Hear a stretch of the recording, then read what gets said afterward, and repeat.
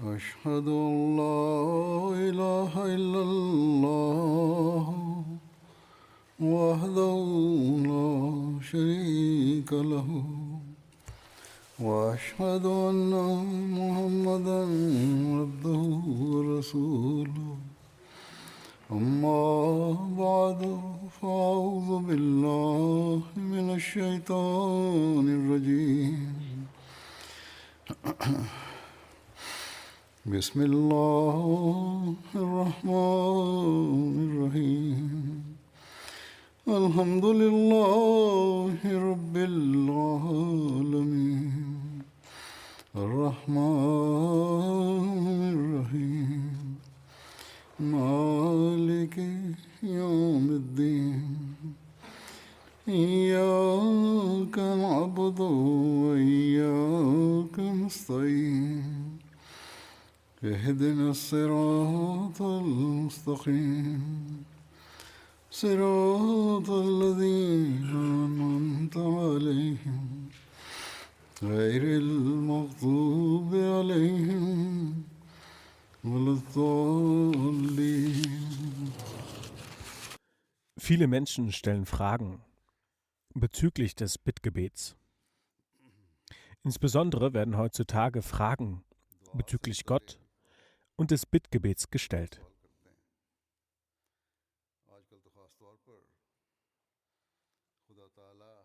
Trotz der Tatsache, dass die Unterstützer des Atheismus mit vielen Kampagnen versuchen, das Wesen Gottes zu attackieren.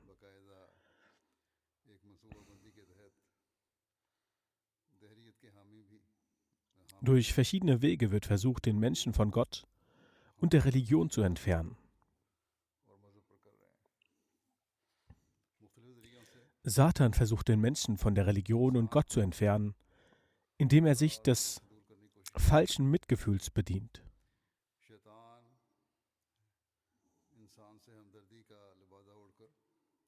In solchen Zuständen erzielen bisweilen auch bei uns in manchen Orten die satanischen Gedanken eine Wirkung.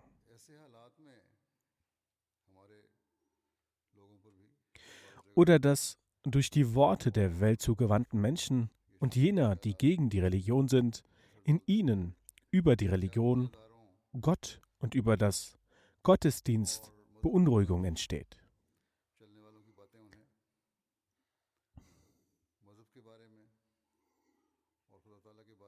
In ihren Herzen entstehen Zweifel, insbesondere bei jenen, die wenig Wissen haben. Wenn sie durch eine Prüfung gehen oder einige Misserfolge haben, hegen jene, die schwach im Glauben sind und wenig Wissen besitzen, den Gedanken, dass entweder die Religion falsch ist, der wir Glauben schenken, und tatsächlich keine Wahrheit dahinter ist.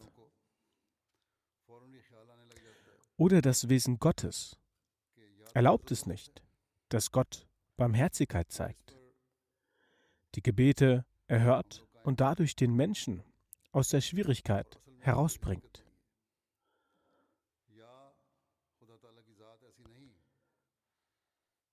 Oder dass Gott, Nauzubillah, uns gegenüber unrechtmäßig gehandelt hat, sodass wir diese Umstände durchlaufen müssen.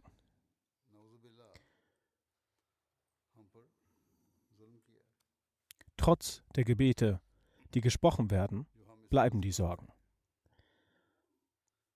Kurzum, solche Fragen entstehen in den Köpfen einiger Menschen, insbesondere bei jenen, deren Hauptaugenmerk nur auf weltliche Dinge liegt.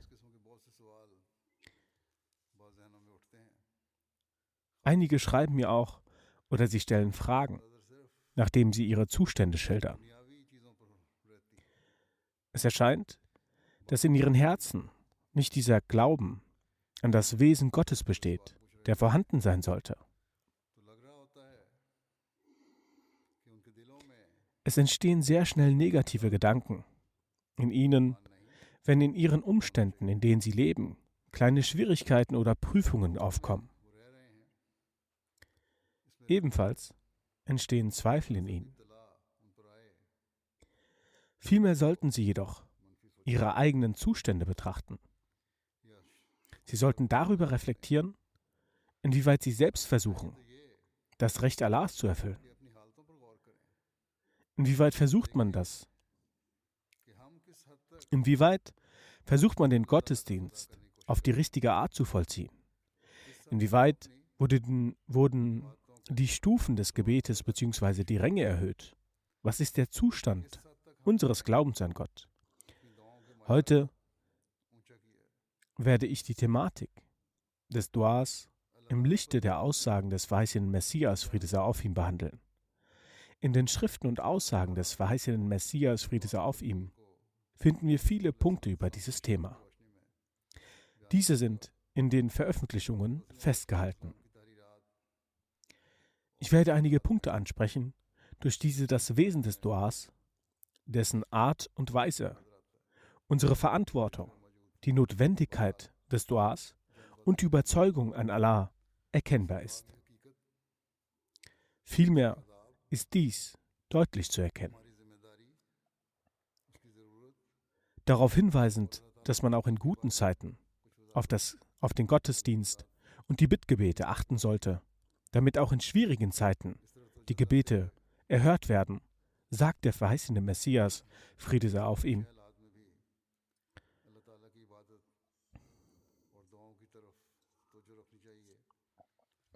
Es ist die Gnade Allahs auf jenem Menschen, der in Zeiten des Friedens genauso Gott fürchtet wie in Zeiten des Unheils. Jener Mensch, der Gott in Zeiten des Friedens nicht vergisst, ihn wird Gott in Zeiten des Unglücks nicht vergessen. Indes jener, der die Zeit des Friedens in Ausschweifungen verbringt und wenn ihm ein Unglück ereilt, beginnt zu beten, dann werden seine Gebete nicht erhört. Wenn die göttliche Strafe kommt, dann schließt sich die Tür der Reue. Fromm und rechtschaffen ist jener, der vor dem Erscheinen der göttlichen Strafe in Gebeten versunken ist. Wie glückselig ist jener, der spendet, Gottes Werk ehrt, gegenüber der Schöpfung gnädig ist und seine Taten gewissenhaft ausführt. Dies sind die Zeichen der Anerkennung. Ein Baum wird anhand seiner Früchte gemessen. Genauso ist es einfach, einen ehrenvollen und achtbaren zu finden. Die Aufgabe eines wahren Gläubigen ist es, dass er in guten Zeiten niemals das Recht Allahs und das Recht seiner Mitmenschen vergisst.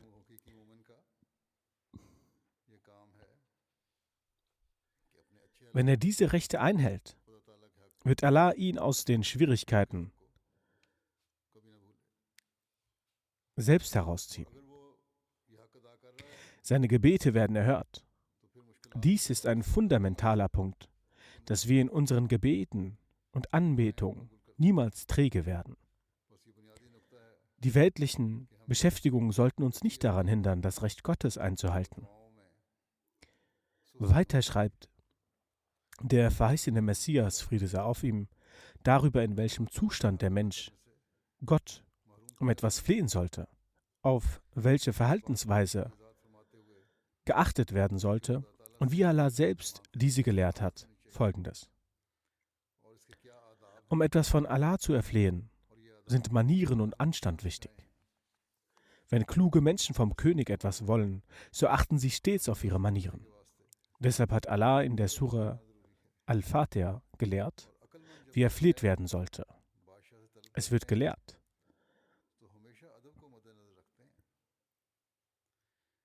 Aller Preis gebührt Allah, dem Herrn der Welten. Zuallererst sollst du Allah Lob preisen.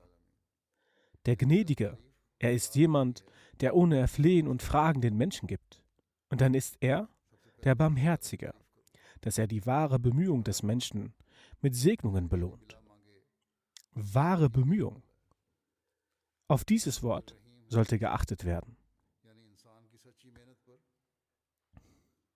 Er belohnt den Menschen, wenn er wahre Bemühungen zeigt, und den Maßstab einer wahren Bemühung hat Allah selbst festgelegt.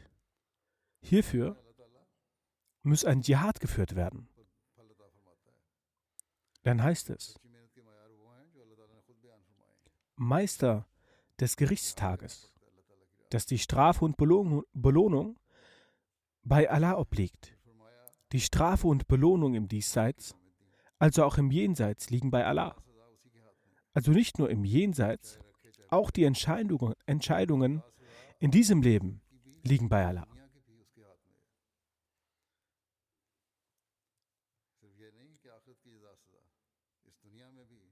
Wenn der Mensch so sehr Lob preist, realisiert er, wie erhaben Gott eigentlich ist.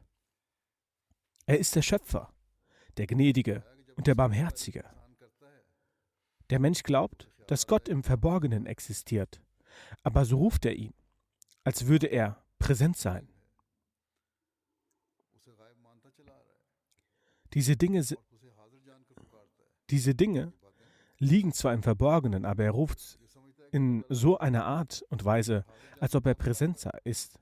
Und was ruft er? Zu dir allein beten wir und dich allein bitten wir um Hilfe. Weiter heißt es, führe uns auf den geraden Weg. Einen solchen Weg, der vollkommen gerade ist und keinerlei Verformung vorweist. Es gibt einen Weg der Blinden, in dem sie Tag und Nacht arbeiten, bis zur Erschöpfung und kein Resultat erzielen. Und es gibt einen Weg, in dem man durch Bemühungen Ergebnisse erzielt. Weiter heißt es, den Weg derer, denen du Gnade erwiesen hast. Dies ist der rechte Weg, durch dessen Befolgung Gnade erwiesen wird. Weiter heißt es, nicht jene, die dein Missfallen erregt haben und nicht irregegangen sind. Durch Führe uns auf den rechten Weg sind alle weltliche und religiöse Belange gemeint.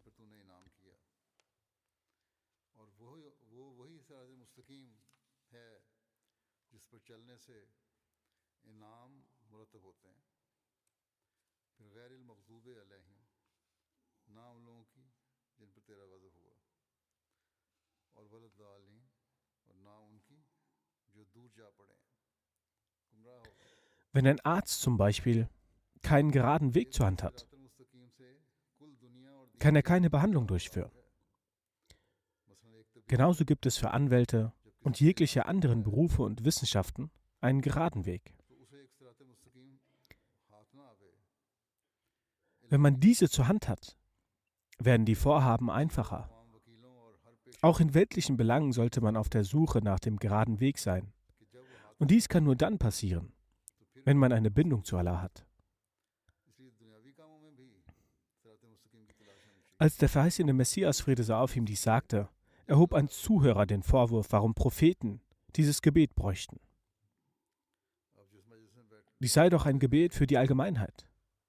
Weshalb hat der heilige Prophet, Friede und Segen Allah sein auf ihm, dieses Gebet benötigt? Er war doch schon von Anfang an auf den rechten und geraden Weg. Der verheißene Messias, Friede sei auf ihm, sagt, sie machen diese Gebete, um noch höhere Ränge und die nächsten Stufen zu erreichen. Vielmehr werden im Jenseits auch die Gläubigen nach diesem Sirat Mustaqim, den geraden Weg, bitten. Denn so wie Allah, der Hocherhabene, keine Grenzen hat, sind auch seine verliehenen Rängen und Entwicklungsstufen keine Grenzen zu setzen. Das sind also die gewissen Regeln des Anstands. Vergegenwärtigt man sich diese beim Verrichten des Gebets bzw. beim Bittgebet, so durchläuft der Mensch einen Zustand, der ihn in der richtigen Weise sowohl die Nähe Gottes nachvollziehen lässt, als auch, wie er seine Bedürfnisse vor Gott zu tragen hat. Des Weiteren sagt er über das Dua und die damit zusammenhängenden Regeln und Sitten. Das Dua ist etwas sehr Erstaunliches. Doch leider ist es so, dass weder jenen die Regeln und Sitten des Gebets bewusst sind, die andere um Gebete für sich bitten, noch sind in diesem Zeitalter jene, die die Bittgebete sprechen, mit den Wegen vertraut, die der Akzeptanz des Gebetes zugrunde liegen.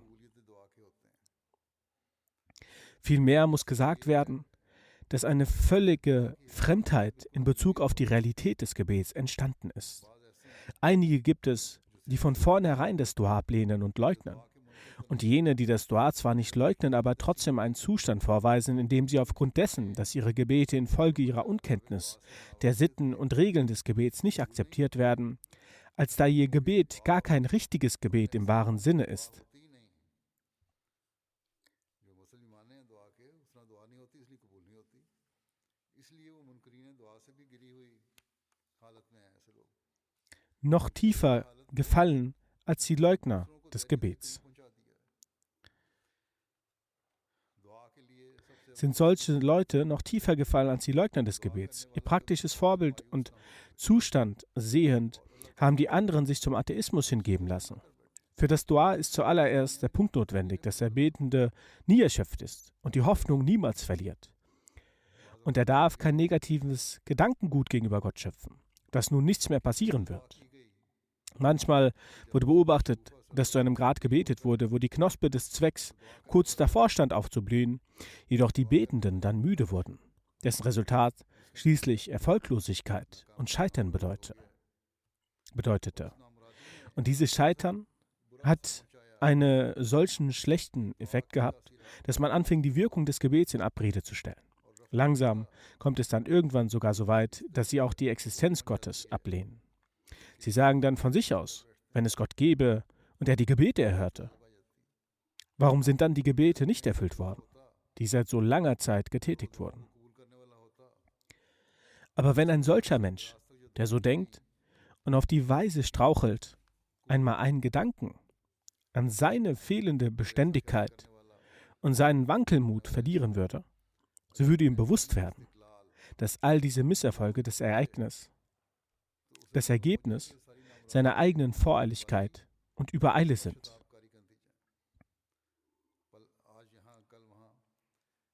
Heute hier, morgen woanders. Überhaupt keine Kontinuität, Voreiligkeit im Gemüt. Das alles sind durch die Fehler des Menschen. Wenn Kontinuität gegeben ist, keine Voreiligkeit herrscht und der Glaube fest ist, kann ein solcher Zustand nie entstehen. Ist das Gebet nicht akzeptiert worden, dann als Folge dieser Voreiligkeit. Er sagt weiter, an jene, über die sich Argwohn und eine zum Scheitern verurteilende, zweifelnde Haltung gegenüber den Kräften und Mächten Gottes hermacht, nie sollte man müde werden. Ein weltliches Gleichnis der Geduld eines Betenden erklärte er folgendermaßen. Schaut, der Zustand des Gebetes verhält sich genauso wie der eines Landwirtes, welcher raus auf seinen Acker geht und einen Samen sät. Rein äußerlich betrachtet hat er ein gutes Stück Getreide unter der Erde begraben. Kann zu jenem Zeitpunkt jemand wirklich begreifen, dass dieses Samenkorn zu einem schön geformten Baum heranwächst, welcher dann Früchte hervorbringen wird? Die Ausstehenden und der Landwirt selbst können gar nicht erst beobachten, dass dieses Korn im Inneren der Erde ganz latent die Gestalt einer Pflanze annimmt. Doch ist dies die Realität, dass jenes Korn schon nach einigen Tagen im Inneren der Erde latent zu einer Pflanze wird und vorbereitet wird, beschließlich sein Grün emporsprießt.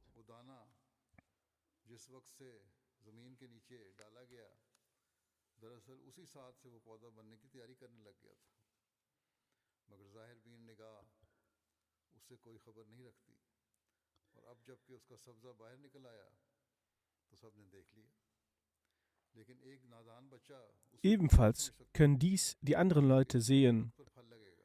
Nun schaut, von dem Zeitpunkt an, in dem jenes Samenkorn in die Erde gesetzt wurde, begann es auch schon in Wahrheit, sich zu einer Pflanze zu entwickeln. Aber der auf das Äußerliche gerichtete Blick besitzt keine Kunde davon. Und jetzt, da nun sein Grün herausgekommen ist, haben es alle gesehen. Doch ein unbedarftes Kind kann zu diesem Zeitpunkt nicht verstehen, dass diese Pflanze irgendwann Früchte ansetzen wird. Ein ahnungsloses Kind erwünscht sich, warum entstehen nicht jetzt sofort Früchte? Aber der vernünftige Landwirt weiß ganz genau, wie kann jetzt schon dafür der Anlass sein, Früchte zu tragen. Mit Geduld beaufsichtigt er die Pflanze und bleibt daran, der Pflege und Versorgung nachzugehen. Und so kommt die Zeit, wenn sie Früchte ansetzt und diese auch reif werden. Genauso verhält sich das Gebet. Exakt in derselben Art durchläuft das Gebet ein Wachstum, um am Ende reiche Frucht zu bringen. Menschen in Eile sind schnell erschöpft und geben auf und geduldige Menschen bleiben standhaft und vorausschauend dran. Menschen, die zukunftsbedacht sind und das Ziel langmütig beobachten, bleiben standhaft bei ihrer Arbeit, beten beständig und erreichen ihr Ziel. Über den Standard der Geduld eines betenden Menschen sagt er, Friede sei auf ihm, weiter.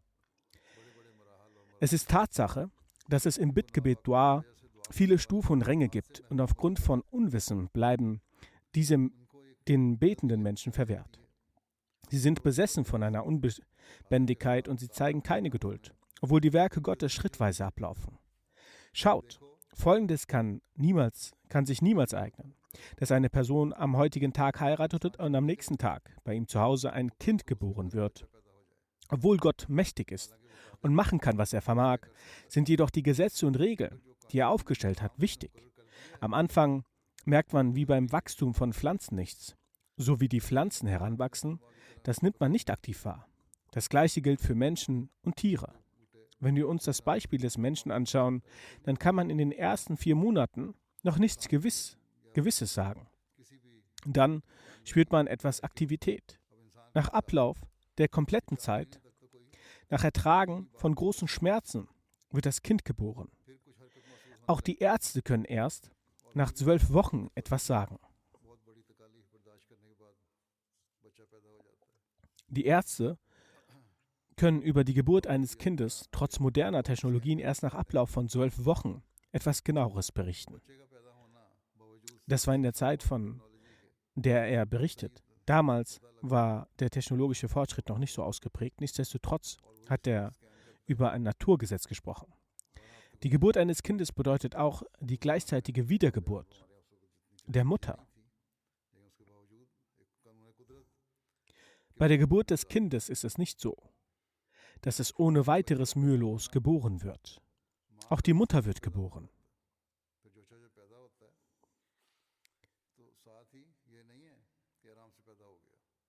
Er, Friede sei auf ihm, sagt, die Männer können sich womöglich die Schmerzen und das Leid nicht einmal vorstellen, das die Frau während der Schwangerschaft ertragen muss. Jedoch ist es wahr, dass der Frau auch ein neues Leben geschenkt wird. Überlegt doch, die Mutter nimmt für die Geburt ihres Kindes einen Tod in Kauf.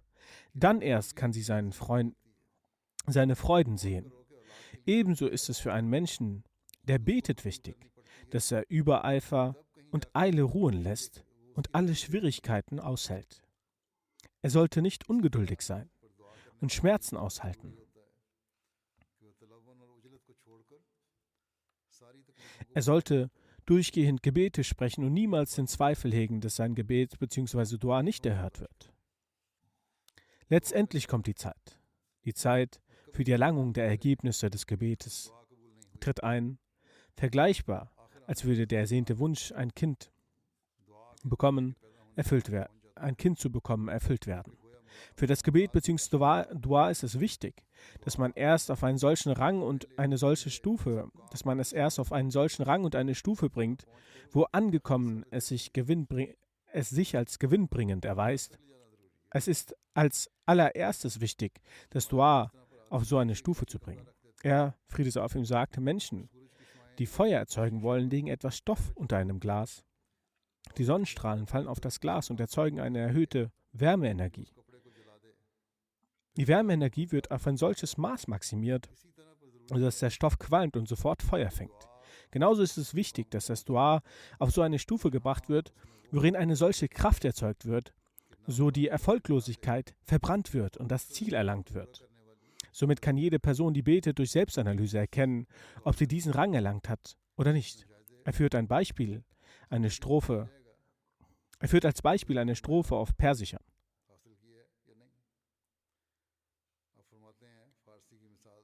Durch den Ruf wird ersichtlich, dass dein Rauch sehr empor ist. Das wurde in Bezug auf Gott gesagt. Er, Friede sei auf ihm, sagt, bis zu langer Zeit muss der Mensch in Bittgebeten vertieft bleiben. Letzten Endes legt es Allah, der Erhabene, offen. Ich habe aus meiner Erfahrung gesehen, und auch die Erfahrung vergangener Aufrichtiger bezeugt dies, dass wenn bei einer Angelegenheit für lange Zeit geschwiegen wird, Erfolg erzielt wird.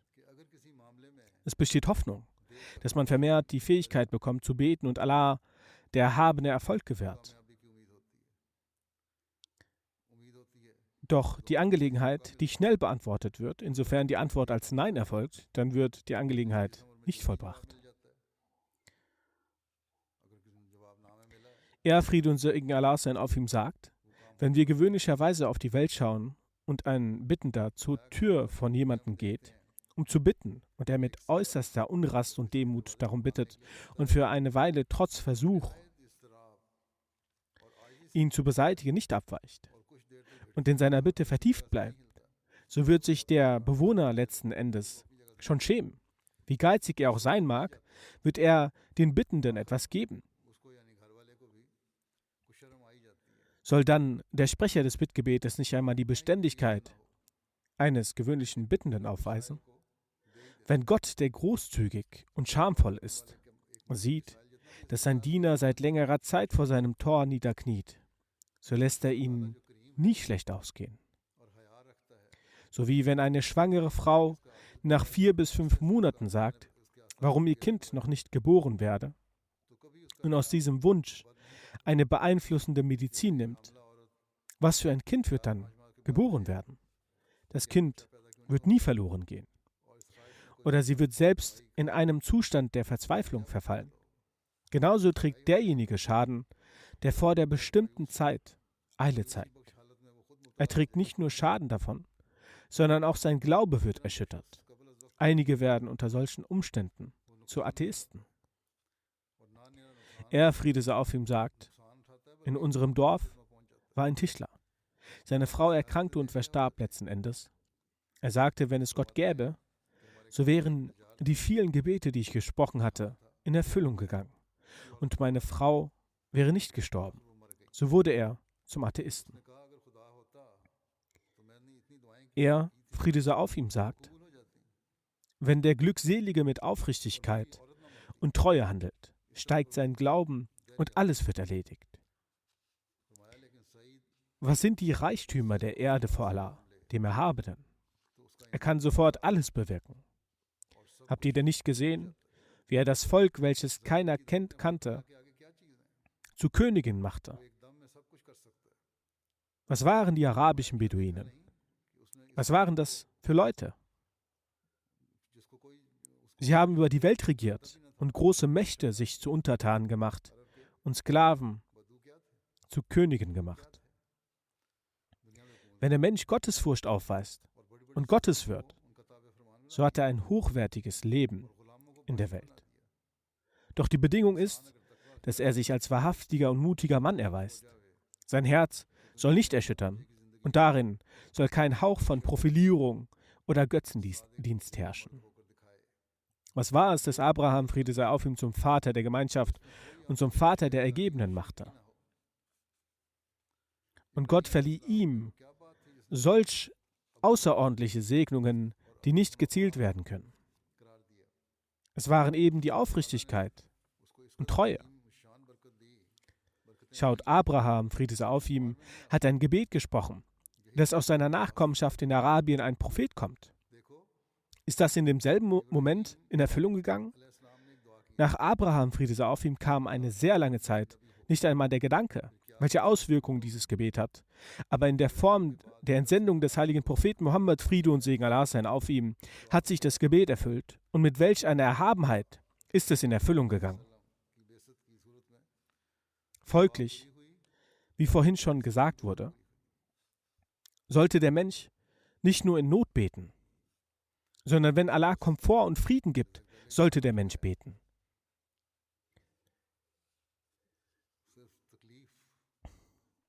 Diese Thematik erläuternd, dass Körper und Seele eine Bindung haben sollten und wie die Bindung sein sollte, schreibt der verheißene Messias, Friede sei auf ihm.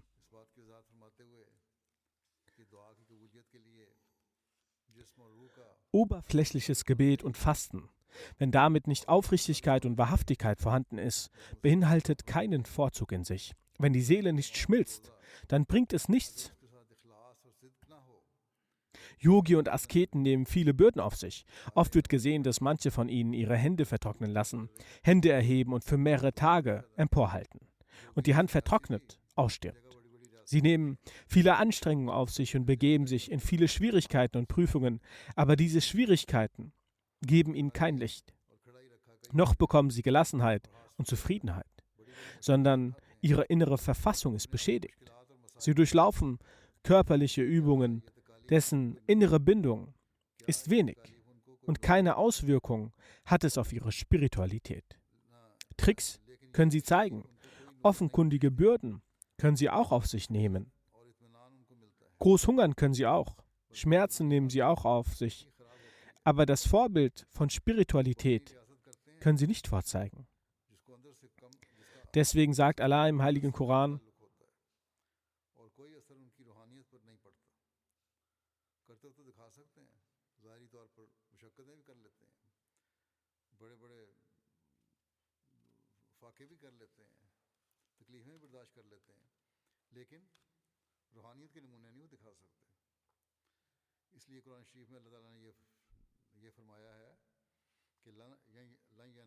ihr Fleisch erreicht Allah nicht, noch tut es ihr Blut, sondern eure Ehrfurcht ist es, die ihn erreicht. In Wahrheit gefällt Allah nicht die Schale, sondern er will den Kern. Nun stellt sich die Frage, dass wenn das Fleisch und Blut nicht erreicht, sondern Taqwa erreicht, wozu muss man dann opfern? Genauso wenn das Gebet und Fasten von der Seele ist, wozu braucht man das Offenkundige? Man kann im Herzen im Sitzen das Gebet verrichten und Gebete sprechen, weinen vor Allah, Tränen vergießen, wie es in früheren Religionen war. Verschiedene körperliche Haltungen, die es im Gebet gibt, Qiyam, Ruku, Sajda, wozu braucht man diese? Er sagt, die Antwort ist, dass es eine festgelegte Sache ist, dass die Leute, die aufhören, vom Körper Nutzen zu ziehen, die Seele dies nicht akzeptiert. Und in ihnen kann Hingabe, Demut, die Dienerschaft gegenüber Gott nicht entstehen, was das wahre Ziel ist, die nur mit dem Körper arbeiten und die Seele nicht darin mit einbeziehen. Diese begehen auch einen gefährlichen Fehler und die Yogis gehören zu dieser Kategorie. Die Arbeit von ihrem Körper nehmen, aber sie haben keine Bindung zu der Seele.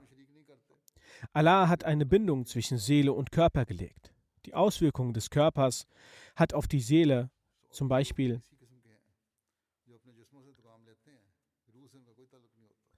wenn eine Person künstlich weinen möchte, letztendlich wird sie weinen müssen. Und genauso, wenn sie künstlich lachen möchte, wird sie zum Lachen kommen. Genauso wie verschiedene Haltungen im Gebet auf den Körper treffen, zum Beispiel stehen oder Ruku machen. Damit hat es eine Wirkung auf die Seele. Und soweit der Mensch mit dem Körper die Haltung von Demut und Hingabe zeigt, in dem Umfang entsteht es in der Seele.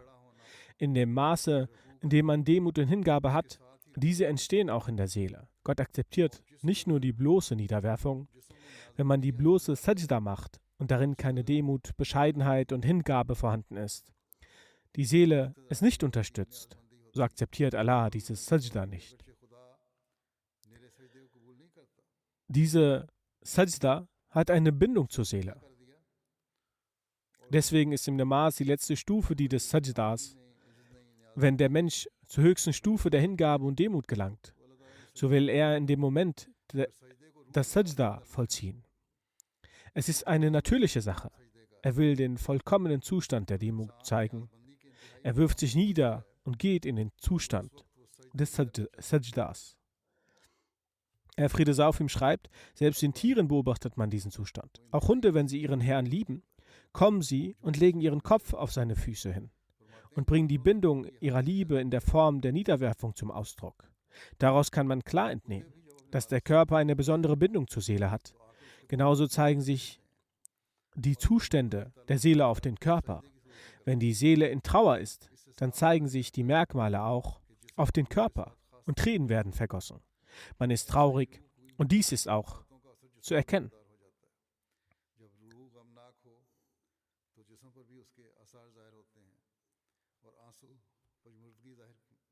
Wenn in der Seele eine Trauer ist, wenn in dem Herzen des Menschen eine Trauer ist, dann kommt auch der Körper schwach vor und der Zustand fühlt sich schlaff an.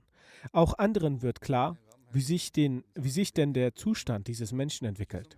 Man hat keine Motivation, in einer Sitzung teilzunehmen.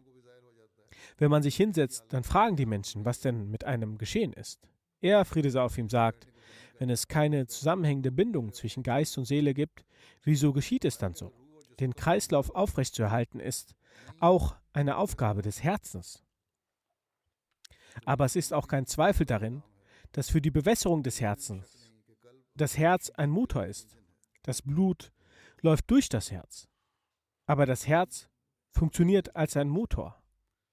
Durch das Weiten und Verengen geschieht alles. Durch das Pumpen des Herzens geschieht alles.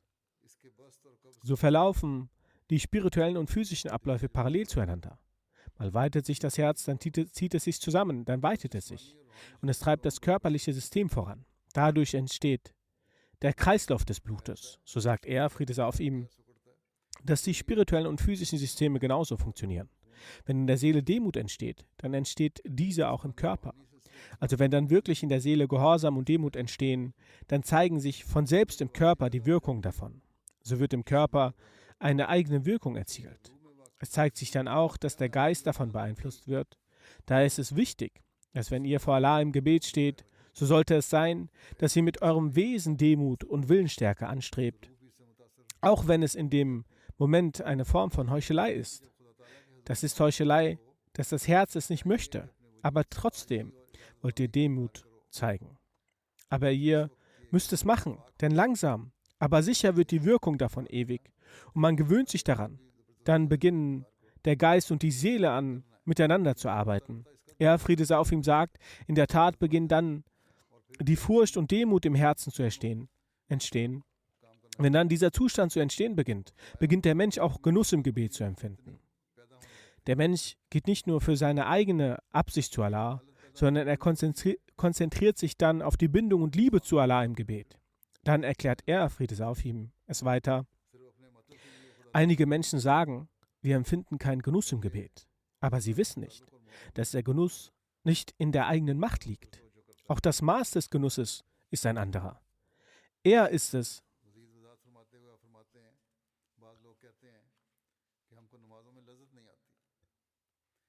es ist so, wie eine Person sich in sehr schweren Leid befindet, aber er empfindet diesen Schmerz auch als Freude. Nun, in jenen Tagen, als er es erwähnte, herrschte der Kampf um die Freiheit von Transvaal. Er, Friede sei auf ihm, sagt, die Menschen, die in Transvaal kämpfen, so gibt er ihr Beispiel, auch wenn darin viel Leben verenden und Frauen zu Witwen werden und die Kinder verwaisen, aber so schickt sie der Mut und das Wohl des Volkes in den Tod. Sie bringen die Opfer für ihr Volk. Ihr Mut zum Volk und das Wohl des Volkes schickt sie mit Freuden in den Tod. Hierfür würdigt das Volk ihre Mühe und Lebensopfer, wobei die Absichten des Volkes eins sind. Die Absichten sind eins. Eine Partei erbringt die Opfer. Die anderen ermutigen diese und achten diese. Wieso wird dann die Mühe dieser Menschen geachtet? Wegen ihrem Leid und Drangsal. Weil sie Leid und Drangsal auf sich nehmen, deshalb werden sie geachtet. Wegen ihrem Mut und Lebensopfern werden sie gewertschätzt, welche, um die Freiheit zu erlangen, Mühsal auf sich nehmen. So kommt die ganze Freude und Genuss nach dem Leid. Deshalb wurde im Heiligen Koran dieses Prinzip genannt, mit der Drangsal kommt die Erleichterung. Wenn vor einer Freude kein Schmerz ist, dann bleibt diese Freude keine Freude. Genauso gibt es Menschen, die sagen, dass sie keinen Genuss im Gebet verspüren. So sollten sie sich zuerst fragen, wie viel Leid und Drangsal sie für das Gebet auf sich nehmen. Wenn sie keinen Genuss erfahren, dann sollen sie zuerst sich fragen, ob sie das Leid und die Drangsal für das Gebet auf sich genommen haben. Wie viel Leid und Drangsal ein Mensch auf sich nimmt, so wird auch das nach der Veränderung des Zustands zu einer Freude. Er, Friede sei auf ihm, sagt, ich meine nicht, dass der Mensch sich in viel Leid stürzt und behauptet, über das Vermögen hinaus Schwierigkeiten auf sich zu nehmen, sondern gemeint ist, dass er auf die Zeit achtet und das Gebet mit all seinen Erfordernissen und Vorbereitungen verrichtet und auch seinen Schlaf opfert, ebenfalls sein Handeln opfert und versucht, das Gebet zur richtigen Zeit zu verrichten. Die Furcht Allahs soll in seinen Herzen entstehen. Einige Menschen sind auch solche, die zwar selbst kein Leid auf sich nehmen oder nicht auf sich nehmen wollen. Sie denken, wenn sie andere um Dua bitten, dass sich dann ihre Probleme lösen werden. Wenn ihr sie fragt, dann antworten sie manchmal, dass sie nicht einmal die 5 Gebete regelmäßig verrichten.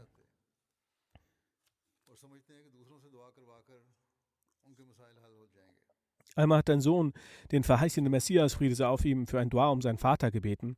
Und das Dua war nicht für einen eigenen Zweck, sondern für seinen Glauben. Der verheißene Messias, Friede sei auf ihm, antwortete: Bete mit Konzentration. Bete du selbst mit Konzentration. Genau wie das Gebet eines Vaters für seinen Sohn in Erfüllung geht, geht auch das Gebet eines Sohnes für seinen Vater in Erfüllung. Er sagte zu diesem Mann: Wenn auch Sie mit Konzentration beten, werden dann unsere Gebete Wirkung zeigen. Erst wenn Sie selbst beten, wird mein Gebet Wirkung zeigen, sonst nicht. So sollten Menschen, die andere um Gebete bitten, nicht nur auf die Gebete anderer hoffen, sondern auch sie selbst sollten konzentriert beten. Über die Art und Weise, wie am Gebet Vergnügen erlangt werden kann, sagt er, Friede sei auf ihm, im Weiteren: Denkt daran, wenn ein Mensch für Allah solche Dinge verlässt, die er liebt, die in Gottes Augen unerwünscht sind und gegen seinen Willen sind, so bringt er sich in Leid. Ein solcher leidtragender Körper hat auch eine Auswirkung auf den Körper. Was für ein Leid soll getragen werden? Es wurde erwähnt, dass Leid getragen werden sollte. Das Leid soll so aussehen, dass die Dinge, die von Allah unerwünscht sind und gegen seinen Willen sind, vermieden werden soll. Auch wenn es schmerzhaft ist, sie zu vermeiden, vermeide sie. Ein solcher leidtragender Körper hat einen Einfluss auf die Seele und auch sie lässt sich beeinflussen und verändert sich. Dies geht sogar so weit, dass die Seele voller Hingabe und Demut sich vor der Türschwelle Gottes wirft. So wird sich dies auf die Seele auswirken. Wenn sie für Allah Leid tragen und einige Dinge vermeiden. Und wenn die Seele beeinflusst wird, so wird sich im Gebet, im Sajda, im Ruku diese Seele vor Allah niederwerfen. Dies ist die Art und Weise, Genuss am Gebet zu erlangen. Er, Friede sei auf ihm, sagt: Ihr habt sicherlich gesehen, dass es viele Menschen gibt, die diese Art und Weise am Gebet, Genuss zu erlangen, so verstehen, dass sie singen und Instrumente spielen. Und dies ist ihr Gebet. Wenn sie blind meditieren, glauben sie, dass sie gebetet haben. Oder sie hören Lieder und glauben, dass sie gebetet haben. Er, Friede sei auf ihm, sagt: Lasst euch davon nicht betrügen. Diese Sachen können zwar ein Mittel für den körperlichen Genuss sein, aber darin gibt es keinen Genuss für die Seele. Dadurch entstehen in der Seele nicht Unterwürfigkeit und Demut, und der wahre Zweck der Anbetung geht verloren. Ja, Friede sei auf ihm, sagt: Auch in den Versammlungen des Tawafs bekommt eine Person solche Genüsse. Sind das etwa auch die Vergnügungen der Anbetung? Das ist eine sehr feine Sache, die die anderen Völker nicht verstehen können. Wenn sie den wahren Sinn und Zweck der Anbetung nicht verstanden. Die Loyalität von Hazrat Abraham, Friede sei auf ihm, und das Begeben in Schmerz für den Willen Gottes und das darauf folgende Verhalten erwähnend, sagt er, Friede sei auf ihm: Um die Liebe Allahs des Allmächtigen zu erlangen, sollte man Aufrichtigkeit zeigen. Die Liebe, die Hazrat Abraham, Friede sei auf ihm, erhielt, bekam er genau deswegen. Weiter sagt er: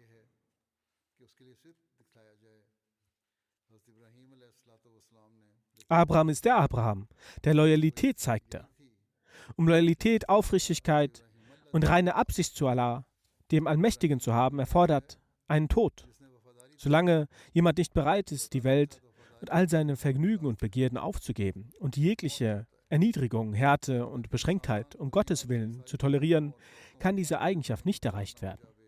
Götzenanbetung ist nicht nur, dass man Bäume und Steine anbetet, sondern jede Sache, die die Liebe Allahs des Allmächtigen verhindert und sie präferiert, ist ein Götze.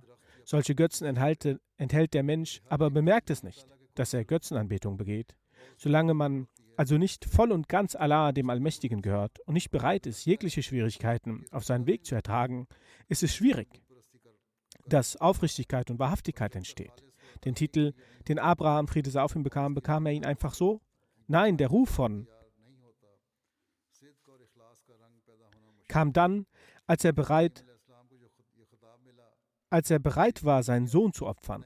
Allah, der Allmächtige, mag Taten und wird durch Taten zufrieden. Und Taten kommen von Trauer und Leid. Wenn der Mensch bereit ist, für Allah, den Allmächtigen, Leid zu ertragen, dann lässt er ihn nicht trauern. Schaut, als Abraham, Friede sei auf ihm, für die Belohnung des Befehls Allahs, des Allmächtigen, seinen Sohn opfern wollte und alle Vorbereitungen machte, so befreite Allah, der Allmächtige, seinen Sohn.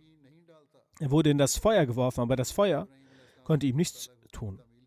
Wenn man bereit ist, um den Willen Allahs, des Allmächtigen, Schmerz zu ertragen, befreit Allah, der Allmächtige, von dem Schmerz. Wir haben zwar in unseren Händen unseren Körper, aber nicht die Seele. Er, Friede sei auf ihm, sagt, wir haben zwar in unseren Händen unseren Körper, aber nicht die Seele. Aber darin gibt es keinen Zweifel, dass die Seele eine Verbindung zum Körper hat. Und der Körper hat definitiv einen Einfluss auf die Seele. Daher sollte man nie denken, der Körper beeinflusse den Geist nicht. Die Art und Weise, auf die ein Mensch handelt, entspringt diesem Bild, in dem Körper und Geist vereint werden. Ein getrennter Körper oder ein alleiniger Geist können keine guten oder schlechten Taten vollbringen. Daher werden im jüngsten Gericht beide der Belohnung und Strafe ermessen. Manche Menschen, die das nicht verstehen, erheben den Einwand, das Paradies für Muslime sei körperlich. Dabei verstehen sie nicht, wenn der Körper bei der Tat beteiligt war, wieso sollte er bei der Bestrafung getrennt werden? Der Grund ist, dass im Islam beide Verfahren als extreme Zustände auf beiden Seiten ablehnt und stattdessen den mittleren Weg lehrt. Denn beides birgt Gefahren in sich und sollte vermieden werden. Der gewaltvolle Missbrauch am Körper führt zu nichts und auch Bequemlichkeit bringt keine Lösung. Also den Körper in schwierige Lagen zu bringen, führt zu nichts. Und wenn du in Bequemlichkeit verharrst, es ist wichtig, Körper und Geist zu verbinden. In Zeiten des Gebets kann es zu Prüfungen kommen. Der verheißene Messias, Friede sei auf ihm, nennt das Beispiel des Volk Mose, Friede sei auf ihm, und wie es langen Prüfungen gestellt wurde. Er, Friede sei auf ihm, sagt, für jede Aufgabe gibt es ein Zeitalter und die Gesegneten warten auf diese Aufgabe. Wer es nicht erwartet und stattdessen auf eine Lösung aus dem Wunderbrunnen hofft, ist tollkühn und nicht bei Sinnen. Meines Erachtens ist es auch möglich und war es auch, dass die Prüfung im Zeitalter des Gebets darin besteht, dass es mehr Prüfungen gibt. Wie als Moses, Friede sei auf ihm, kam, um sein Volk aus der Gefangenschaft des Pharaos zu befreien. Da war ihre Aufgabe in Ägypten, den halben Tag Backsteine zu verlegen und die andere Hälfte die eigene Arbeit zu tun. Sie hatten den halben Tag frei und in der anderen Hälfte mussten sie für den Pharao arbeiten. Aber als Moses, Friede sei auf ihm, sie befreien wollte, wurde die Arbeit der Kinder Israel wegen der Dreistheit der Missetäter mehr. Und als Strafe bekamen sie den Befehl, den halben Tag Steine zu verlegen und in der anderen Hälfte Heu zu bringen. Beides waren Arbeiten für den Pharao. Es blieb keine Zeit für sie selbst. Als Moses, Friede sei auf ihm, den Befehl erhielt und den Kindern Israels vortrug, wurde sein Volk wütend und sagte, Moses, möge Gott dir den Schmerz geben, den wir empfinden. Sie verfluchten Moses, Friede sei auf ihm, weiter, aber Moses, Friede sei auf ihm, ermahnte sie nur zur Geduld. In der Tora steht dieses Geschehen geschrieben. Je mehr Moses sie beruhigte, desto aufgebrachter wurden sie und wütender. Am Ende kam die Erlaubnis, aus Ägypten zu fliehen, die Erlaubnis, die Hijra zu vollziehen und Kleidung und Geschirr der Ägypter mitzunehmen. Als Moses, Friede sei auf ihm, mit seinem Volk fortging, verfolgte der Pharao sie mit seiner Armee. Als die Kinder Israel sahen, dass die Armee des Pharaos sich näherte, wurden sie unruhig. Im Koran steht, dass sie liefen und sagten,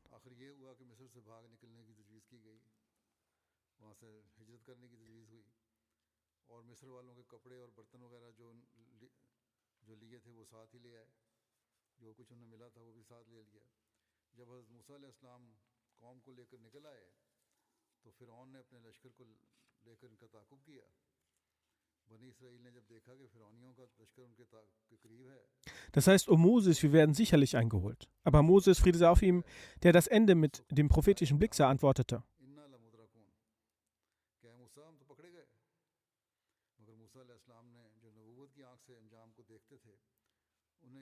das heißt keineswegs, mein Herr ist mit mir. Er wird mich führen. Laut Tora fragten sie auch,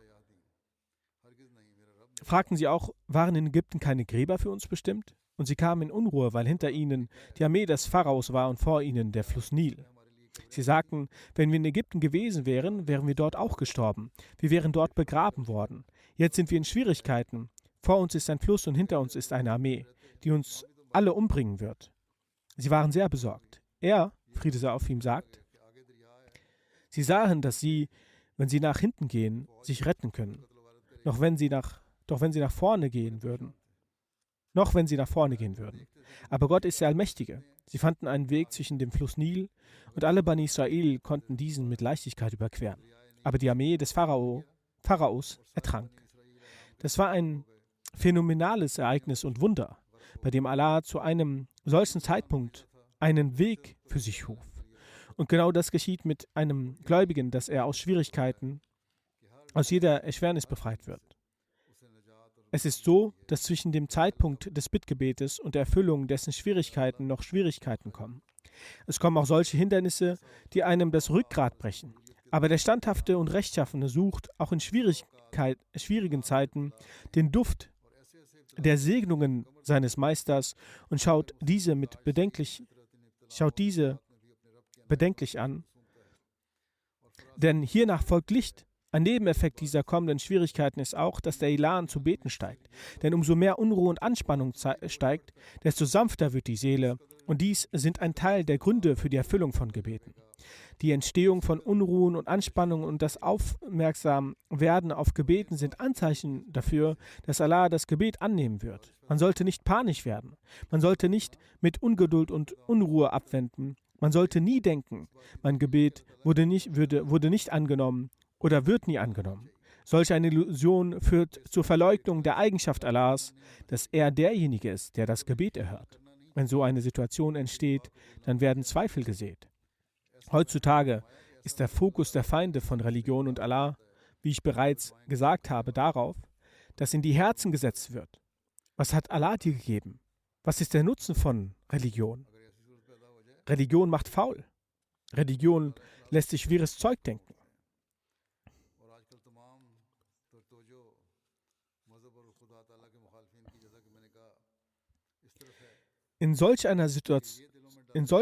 In einer solchen Zeit ist es die Aufgabe jeden Ahmadis, dass er eine aufrechte Bindung zu Allah aufbaut. Das Gebet und die Bindung soll nicht von den Umständen und von den Nöten abhängig sein, sondern auch in friedlichen und angenehmen Zeiten sollte eine Verbindung mit Allah und das Aufrechterhalten der Gebete und der Glaube an die Gebete da sein.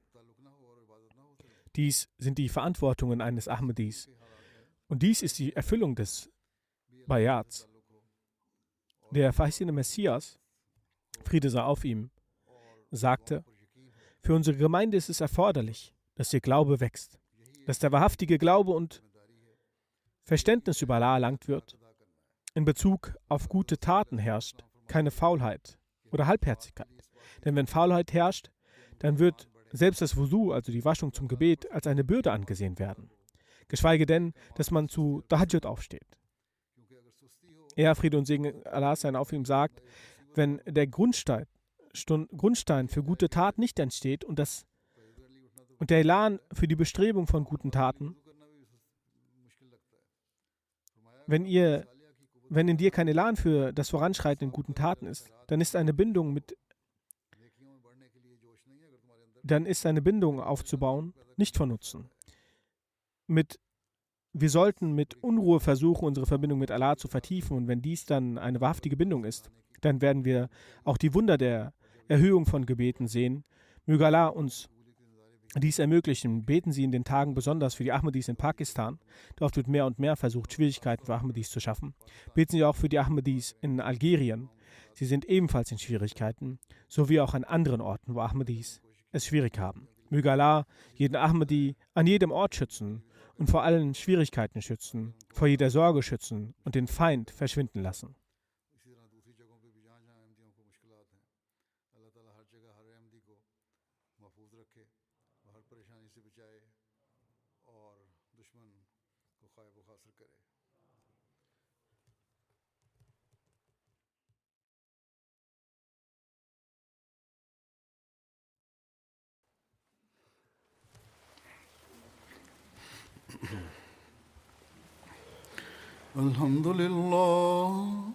الحمد لله نحمده ونستعينه ونستغفره ونؤمن به ونتوكل عليه ونعوذ بالله من شرور أنفسنا ومن سيئات أعمالنا من يهده الله فلا مضل له ومن يضلل فلا هادي له ونشهد أن لا إله إلا الله ونشهد أن محمدا عبده ورسوله عباد الله رحمكم الله إن الله يأمر بالعدل والإحسان وإيتاء ذي القربى وينهى عن الفحشاء والمنكر والبغي يعظكم لعلكم تذكرون اذكروا الله يذكركم وادعوه يستجب لكم ولذكر الله أكبر